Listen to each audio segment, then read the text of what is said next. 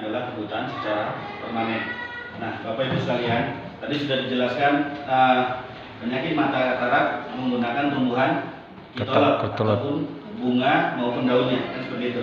Dan kalau untuk lemak menggunakan daun sirih merah. Jadi jangan tertukar, ya, dan nggak sembuh-sembuh yang ada seperti itu. Nah, kalau berbicara di penyakit mata glukoma atau buta melek atau penyakit mata yang terakhir, dan ini julukannya adalah rajanya penyakit mata, Bapak Ibu.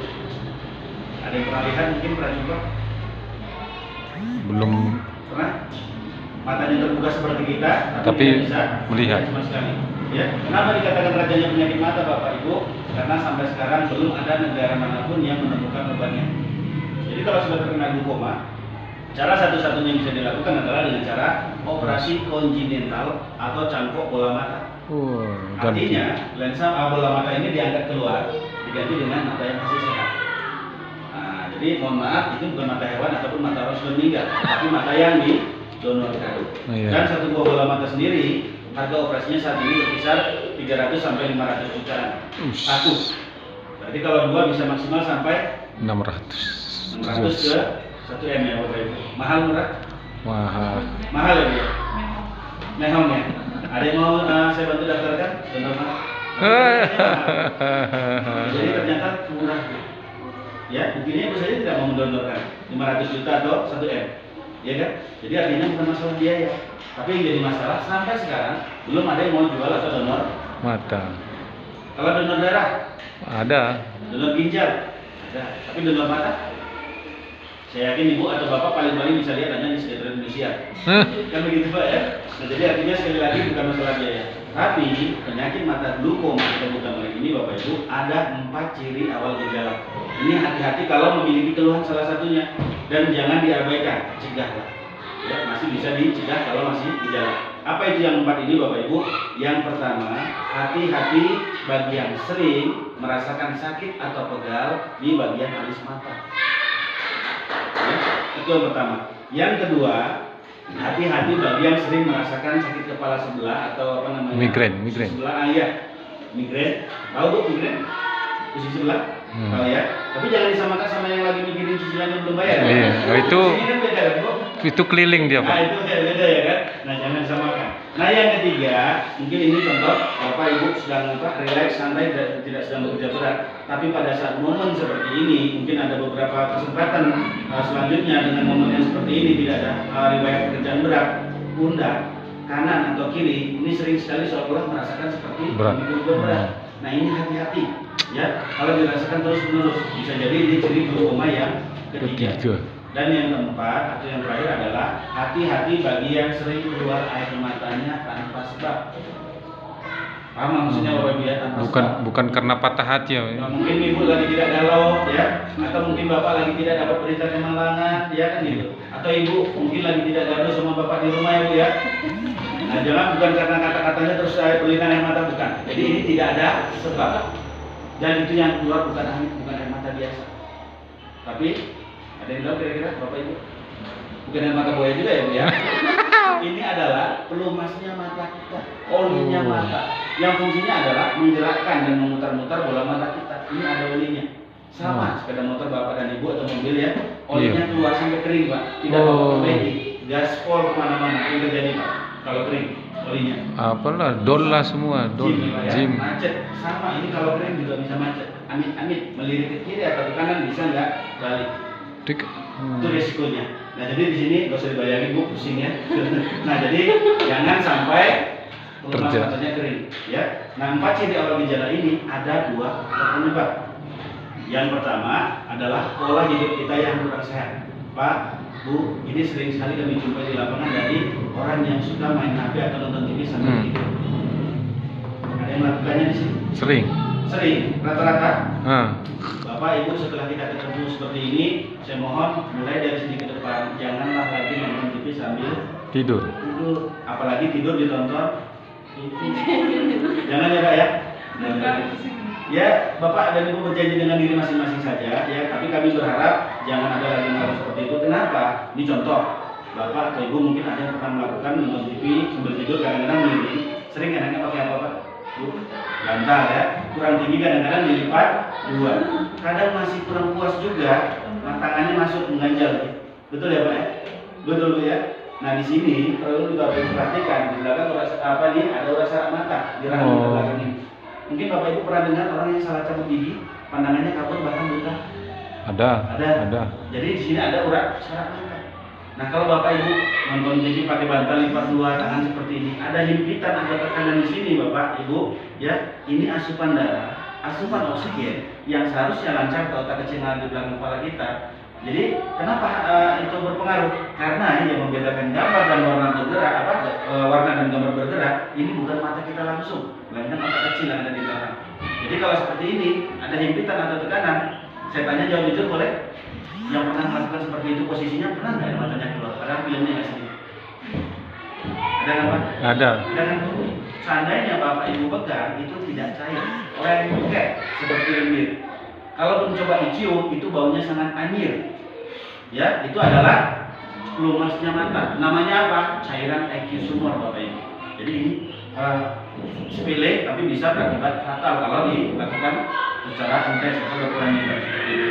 Jadi kalau nggak percaya nanti malam boleh coba, tapi saya nggak sarankan ya Pak ya. Nonton TV sambil tidur pakai bantal lipat dua yang matanya yang keluar terus pegang. Saya nggak sarankan, tapi itulah gambarannya kalau yang pernah melakukan selama ini. Nah, itu yang pertama. Yang kedua, Bapak Ibu tolong waspadai 3 jenis penyakit dalam. Mungkin Bapak dan Ibu sekarang masih sehat-sehat, tidak ada keluhan ini, tapi kerabat keluarga mungkin ada. Tolong dihimbau agar dijaga ya supaya jangan sampai naik melewati ambang batas normalnya. Apa itu? Hipertensi, tekanan darah tinggi, kolesterol, diabetes. Bagaimana menyiasatinya supaya tidak naik melewati ambang batas normalnya? Jaga yang pertama adalah pola makannya. Yang kedua jaga berpikirnya Pak Bu. Kenapa? Pola pikir yang terlalu keras atau berpikir terlalu keras serta pola makan yang salah ini dapat memicu naiknya tekanan darah, kolesterol maupun diabetes. Nah, jadi kalau ini naik melewati ambang batas normal, itu yang diserang retina atau saraf mata nggak ada ampun Bapak Ibu, buta langsung dalam hitungan detik. Baik itu sedang duduk, tidur atau berdiri. Mungkin Bapak dan Ibu juga sudah pernah dengar beritanya, mungkin tidak di kampung sini, kampung sebelah, orang yang gulanya naik matanya buta. Ada, banyak bahkan. Jadi Bapak Ibu sekalian, poin positif yang bisa kita petik dari materi ini apa? Mulai dari sekarang, marilah sama-sama kita sayangi mata dan masa depan keluarga, karena mencegah itu lebih baik daripada mengobati. Setuju ya Pak ya? Setuju. Setuju kan Bu? Terus yang namanya glukoma, memang kita semua berisiko kena Bapak Ibu, tapi kita masih bisa cegah. Caranya lindungilah mata kita dengan menggunakan cairan operasi. Nah, sedangkan cairan operasi yang saya maksud di sini bukan yang keluar dari jarum suntik, bukan, tapi yang keluar itu dari sarang lebah atau dari perut tawon. Ada yang tahu? Iya, madu. Pernah ditetes madu matanya maaf? Belum ya? Diminum sering? Bapak kira-kira kalau minum madu rasanya apa? Ya manis Pak ya? itulah. Kalau di madu? Maaf bercanda ya. Ternyata Pak beda kata beda rasa Pak ya. Bapak dengar cerita di madu manis langsung senyumnya kan gitu. Boleh Pak boleh di madu asal suami rela diracun gitu ya. Berbisnis saja kita kembali ke materi. Nah, Bapak Ibu, madu diteteskan ke mata ini tidak perlu banyak-banyak. Cukup 1 tetes mata kanan, 1 tetes mata kiri, 1 kali sehari. Kapan? Baiknya malam sebelum tidur. Rutin selama 3-5 bulan. Kalau masih gejala glukoma, kalau masih gejala ya Pak, Bu, masih bisa disembuhkan total. Kalau masih, tapi kalau sudah terkena glukoma, total operasi kontinental atau cangkok bola mata. Terus lemak, tadi dijelaskan oleh Bu Diana pakai daun sirih merah, minyak dan uapnya yang diteteskan ke mata. Jaringannya mati, lemaknya masih tertinggal. Nah hebatnya kalau diteteskan dengan madu, ini bukan hanya jaringannya dimatikan, tapi lemaknya akan terkikis sedikit demi sedikit. Begitu juga dengan katarak, bukan hanya jaringannya saja yang dimatikan, kerak putih yang ada di dalam lensa mata ini akan dilunturkan, dikeluarkan melalui air mata yang keluar. Artinya Bapak Ibu, 3 jenis penyakit mata yang beresiko membutakan secara permanen saja masih bisa disembuhkan menggunakan madu, apalagi yang hanya seperti ini. Min plus silindris, tapi dengan catatan masih di bawah 10 stadiumnya, ya. Rutin saja menggunakan madu, ini tidak perlu banyak.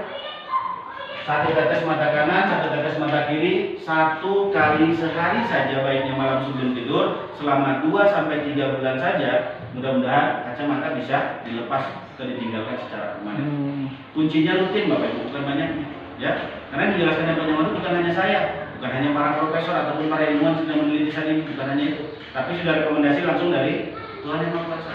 Bahkan dituangkan dalam kitab suci masing-masing, setiap agama ada dijelaskan di dalam mungkin yang beragama Kristen ya. Amsal nomor 24 ada, ya, di dalam Amsal 24:13 juga ada penjelasan yang banyak madu. Dan di sini Bapak Ibu, dari sinilah dasarnya seorang dokter MRMH melakukan penelitian dan pengujian bahwasanya hasilnya adalah madu bisa mengobati segala jenis penyakit yang ada di mata. Ini sudah tayang kemarin di liputan 6 CTV, buka sendiri, silakan pakai yang pakai Android, Google ya. Nah, sejak kapan beliau melakukannya? Sejak 1981, bukan baru-baru Bapak Ibu. Ya, nah jadi, tapi jangan mentang-mentang saya bilang hari ini madu baik, nanti pulang dari jam sekolah, ibu langsung singgah pula di merek ada Indomaret, Alfamidi ya Pak ya, yang dibeli madu TJ, madu rasa kata ibunya ya, Nusantara mungkin. Nah, karena sudah Bapak Ibu beli, malam Bapak sama Ibu tetes-tetesan kan begitu. Datanglah semutnya. Satu tetes mata kanan, satu tetes mata kiri gitu Pak ya. Sembuh tidak, mata bengkak, betul kata Bapak tadi, semut yang datang kan begitu. Nah, jadi di sini saya akan jelaskan beberapa jenis madu supaya nanti Bapak Ibu paham dan selektif memilih madu, tahu mana yang untuk diminum dan tahu mana yang untuk diteteskan di mata. Mungkin kalau yang ini sudah familiar namanya ya. Propolis ya. Ini banyak di apotek manapun Ibu cari atau Bapak cari pasti ketemu. Tapi ini bukan merek, ini jenis. Mereknya silakan apa saja dan baik sekali untuk penyakit dalam untuk diminum. Mungkin bagi yang punya keluhan penyakit paru-paru, batuk menahun, asma ya, ini baik minum propolis. Jantung, kolesterol, diabetes, hipertensi, minumlah madu propolis. Kalau yang kedua, tadi mereknya yang Bapak sebutin apa Pak? Ibu? Madu rasa, madu TJ, ya ini adalah masuk di Royal Jelly. Nah ini juga bukan untuk mata tapi untuk diminum. Apalagi yang minum kaum perempuan, sangat baik menyuburkan dan menguatkan kandungan. Kita mau program tahun 1 campur kurma muda. Boleh dan Jadi ini bukan untuk di mata ya. Nah kemudian yang ketiga, ini kalau bahasanya mungkin jarang didengar Pak. Bee pollen, sering masyarakat kita menyebutnya dengan madu hitam, madu hutan atau madu pahit. Ini dia. Dan ini kalau dicari di apotek belum tentu semua apotek jual. Tapi kalau carinya di tukang obat kuat contohnya atau tukang jamu pasti ketemu. Karena ini madu khusus untuk pria, untuk jaga stamina, supaya tidak cepat capek atau loyo ini dia. Tapi tujuan kita kan hari ini sharing ilmu ya Bu ya, sedikit nambah wawasan kan gitu Pak. Bapak juga harus hati-hati, jangan mentang-mentang nanti Ibu sudah tahu, Ibu tukar-tukar. Nanti Bapak Ibu kasih Royal Jelly, pulang minum Bee pollen, jangan. Bapaknya subur, iya subur, ibunya yang kuat kan begitu. Jangan, tadi Pak ya. Ini yang ketiga. Yang keempat ada namanya madu murni. Yang inilah madu yang yang biasanya dihasilkan oleh masyarakat sini banyak. Tempatan ya yang punya penangkaran sendiri. Itu biasanya yang diperas ya Bu ya. Sarang-sarangnya terus diletakkan di botol atau di jerigen lalu diecer. Tapi seandainya Bapak atau Ibu tidak tahu tempat penangkarannya, terus ada yang keliling biasanya, Pak, madu asli Bu, madu asli udah gula. Ini bagaimana? Itu agak ragu Pak ya? Ragu Karena lah. sudah banyak sekali terjadi di oplos. Kadang-kadang ada yang bilang campur gula merah lah, ada yang campur nanas lah, kan begitu Bu ya. Apalagi sering didorong tempatnya nanas, kan begitu ya. Nah, jadi ini bukan untuk mata tapi untuk diminum. Tapi kalau ini Bapak, Ibu, ini terjamin kemurniannya, sangat baik sekali untuk kecerdasan anak. Apalagi yang masih duduk di TK ataupun sekolah dasar. Mudah-mudahan kalau rutin, dan itu yang yang daya tangkapnya masih di bawah rata-rata, pasti Bapak atau Ibu yang lebih tahu ya. Karena setiap hari proses belajar mengajar itu ketemu dan kita memberikan penilaian, pasti ketahuan kan Bu. Mana yang masih di bawah rata-rata, rekomendasikanlah kepada orang tuanya, sarankan orang tuanya untuk memberikan anaknya madu. Tidak perlu banyak, cukup 1 sendok makan pagi saja. Rutin selama sebulan Ibu Bapak lihat bagaimana nanti daya tangkapnya. Mudah-mudahan siswa-siswi kita yang ada di sekolah anugerah ini bisa lebih berprestasi. Itu sarannya kalau untuk murid ya konsumsi. Jadi 4 jenis ini untuk diminum bukan untuk di mata. Yang untuk di mata adalah yang terakhir yaitu madu hibrid atau hibrida nama gampangnya yang sering disebut adalah madu hibrida. Jadi madu hibrida inilah yang untuk mata. Tapi kalau kita simulasikan dalam sarang lebah Bapak Ibu ya, biar supaya Bapak dan Ibu tahu, madu hibrid atau hibrida ini bukan yang meleleh-meleleh ini bukan. Madu hibrid atau hibrida ini adalah madu yang dihasilkan dari lebah yang khusus menghisap bunga cengkeh. Ini masih ada pohon sini? Udah enggak jarang. Nggak ada lagi ya. Tapi setidaknya bapak dan ibu tahu ilmunya ya. Jadi ketemu nanti momennya bisa tahu cara mendapatkannya. Dan letaknya bukan seperti yang ini saya bilang. Letaknya ada di mana? Di setiap lubang atau rongga, tetapi yang hanya ada anak lebahnya. Ya, yang kosong dia tidak akan ada, tapi yang ada anak lebahnya pasti ada. Kenapa? Madu hibrid atau hibrida ini adalah makanan cadangan lebah yang baru netas. Jadi cara ngambilnya pun tidak boleh diperas sama sarang-sarangnya. Karena kalau tercampur dengan madu yang lain, dia fungsinya sudah beda untuk diminum. Cara ngambilnya, keluarkan dulu satu persatu anak lebahnya, baru nanti tidak. Dan cara ngambilnya pakai speed, disedotin satu persatu. Oh ya, kalau ini speed ya, sedotin satu persatu supaya tidak terkontaminasi dengan madu yang lain. Ya, steril. Nah, satu tetes yang diteteskan ke mata kita ini mampu mengikis 0,5% keluhan penyakit penyakit mata.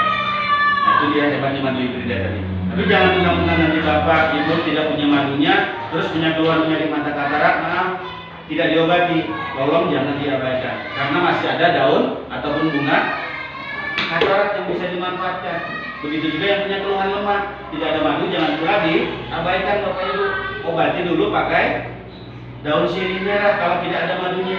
Ambil minyak dan uapnya yang diteteskan ke mata. Seperti itu. Tapi sesuai janji yang sudah disampaikan oleh Bu Diana tadi di awal, setelah kami memberikan materi tentang kesehatan mata, ini kami lanjutkan dengan pengobatan mata dan sekaligus pemeriksaan mata. Semua yang kami lakukan ini secara gratis dan tidak ada dipungut biaya sedikit pun.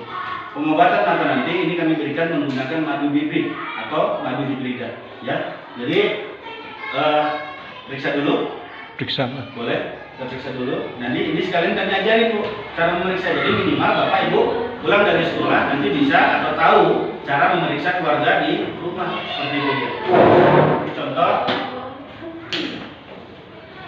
Sedikit. Coba sedikit Bu biar nggak silau. Nah ini ada garis putih Bu sedikit. Ini tahu? Ini garis putih. Itu namanya apa tahu masih ingat? Garis Lemak, putih lemak. di dalam lensa. Bukan lemak Pak. Kalau lemak dia daging tumbuh ya. Kalau itu di dalam lensa mata. Kerak itu. Iya, Kerak. Atau ketar ya? Lihat ke kanan Bu, ke kanan. Nah ini yang sering dirasakan gatal, pedih. Ya ini yang kuning kemerahan. Tapi belum menyentuh lensa ya. Tapi jangan sampai masuk. Nah ini kalau diteteskan kalau dia kena sinar matahari gampang kadang keluar air mata. Itu.